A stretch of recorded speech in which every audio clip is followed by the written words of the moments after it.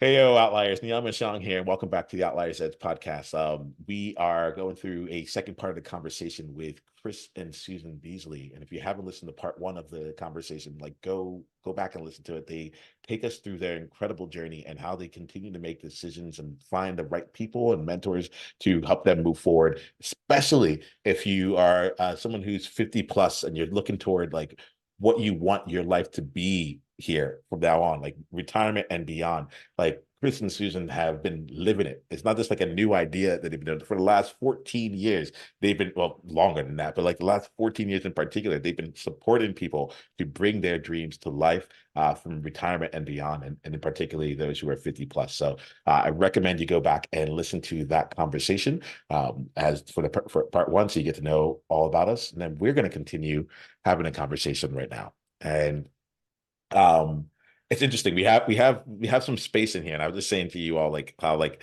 I actually really like the first part. Like, okay, we've been able to come in, like people get to know us here, and now now I feel like I can also like relax little bit more while also walking into the danger zone, right? Oh, that'd be interesting. Going into the danger zone. Well, that'd be fun. We Yeah, all do. right. Talking about framing here. So in this part of the conversation, I like to just bring something that's real for us, like something that we're working on, something that like is incomplete for us, because a lot of the outliers that are listening, they're asking themselves, how do I step and walk my unknown path? We're creating something out of nothing. They're creating something that we don't know how to get done, and I like to make it real. Right. We talked in the previous episode about like proving, I'm like, well, let's like we're demonstrating it, we're living it ourselves, we're still not done, we're still growing. So I like to bring something I like to like just leave some room open for us to just like bring in something that we're thinking through. It could be something in the business, it could just be something that's on our mind and heart right now. And then I think what my feel here is that we jam. I feel like we just talk, and then people who are listening to this here, they get a chance to like hear the conversations of two people who are just like, or three people who are just like having like figuring out what's coming next. How's that sound to you? I think that sounds brilliant. very cool, and I've definitely got something I would like to ask you. Yeah, please bring it, Susan. I'm like, let's just chill. Okay, Yeah. because you're good at putting us on the spot, but no, I think it's Go ahead. important. Yeah. So your podcast is about the outliers. Tell us what outliers means to you and what you're trying to do in this amazing space right now that is absolutely different. Yeah. So thank you. That is there's two parts that are happening to that, because you're asking both about outliers and you're asking about my edge, you know. So at the end of the day, what outliers mean to me is like the component of like the part of you that doesn't normally get accepted, and not by other people but by yourself, and how you can really just belong in complete totality to yourself, right? And then to be able to do that in a way that can be valuable, that you value, and then put it in a way that can be valuable to others, right? So if I put that in another way here, it's just like, how do you take everything about you and turn it into a life that is just like phenomenal for you, that you can continue to fund, that gives you the freedom that you're looking for, and beyond, right? Um, when I heard your question about like what does outliers mean for me, like I was thinking, oh, for one of the first, one of the only, one of a kind. That is still there.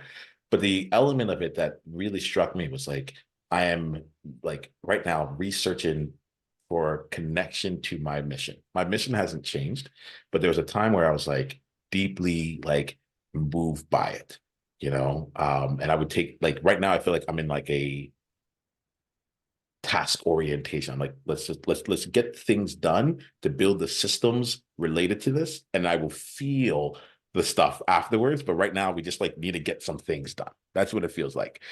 So when you ask that question, it brings that up. It's not what you were actually asking, but it brings that up in me. And so if you're cool with it throughout this conversation, I'd love to like explore, like have that lens on too.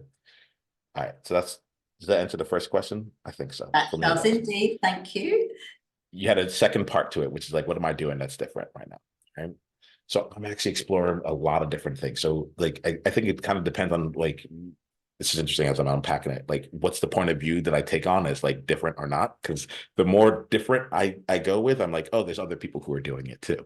Which so it becomes really interesting. The path that I'm trying to go down right now is the ultimate difference is just me, right? Like there are 8 billion people on this planet thereabouts, and there's only one me. So like if I ever like need to figure out how to be different, it is really just about like doing more me, you know? And that has been like my North Star. And what's happening is that I'm starting to identify areas where it's almost like it's coming out in like 1% at a time. So I have this program that I'm offering. One element that feels different is that I'm giving people at the time of this year a complimentary month to come in. It's a 3-month program. It goes on for a year if you want to continue onward. But I'm giving people a complimentary month in it, and I'm not holding back. You know, like there's group conversations, there's one-on-one conversations, like there's a bunch of things in it, and I'm like, am I giving too much away? All right, and I'm like maybe, but I can handle that. Like I believe in building relationships. You know, I believe in going back to the proven part. I'm like, I want to go out and meet people I don't know and just serve because I'd rather do the work with them rather than like talk about doing the work with them. So it's something that I'm experimenting with that feels different. Like I don't see other people doing it this way. And I'm like, I don't know what that path is. I'll give you one more answer to it and then we'll go from there, which is like currently the way that I handle the process and like even like meeting beforehand and like where I want our relationships to go afterwards, that feels different for me, right? Because I'm putting a lot into like the process of the podcast. I've done it for a number of years, but like now I'm like, what would it look like to 5 years later for us to still be talking to each other, for us to still be sending each other clients and like to be doing like different summits and like changing the like what the industry looks like and so on and so forth. I don't have the answers to it, but I know that right now, to something you had said earlier, Chris, in our last conversation about like, I know the next step. The next step is to go into this conversation and to be like 1% more different, to be 1% more me, to let my hair down just that bit, just a bit more. Um, that's what feels real, Susan. Like right now, in answering the question, I have like a lot of like whiz bang, and we have this program and this, but I'm actually just trying to say like, what does it look like to streamline things? And this is what's different, really different from my own experience. It looks like to streamline things and do like one thing completely, which is very different than like for me just trying to do a whole bunch of things that are novel.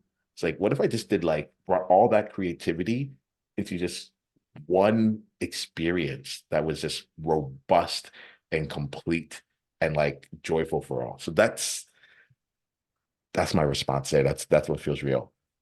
I think that's brilliant because the key words there are the one thing. Do the one thing that you're passionate about, that gives meaning to you and will give meaning to your clients, and for which people will remember you. And that's exactly what we try to do in our business as well. And we are totally aligned here, us and you, speaking about the same thing, even though we do different things in our business. We are providing the same kind of transformation for people in our own way, differently to anybody else. And we're putting so much value into it that they cannot but help to be successful if they follow the process. And the one thing.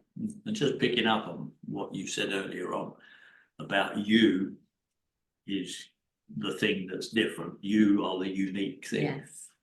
It's one of the things we've taught for many, many years as part of our storytelling process, because there are, if you think about this, there are thousands of people out there all trying to build a business online, network marketing business, or they're all selling the same products. They're all selling the same services. So the question is what makes you different? And you answered it. What makes you different is you. And you telling your story and having people come to you because of your story, the relationship.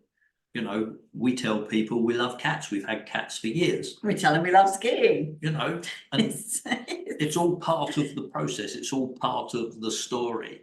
And people come to us because they love cats or they love skiing or many of the other things that we talk about. But that's what makes the difference. It's your story will make you unique. And people will say, you will say to yourself, and people will say to, as they do to us, but I don't have a story. Oh, you do. Of course you do. You have thousands of stories, and it's just about telling the right bit to the right person at the right time.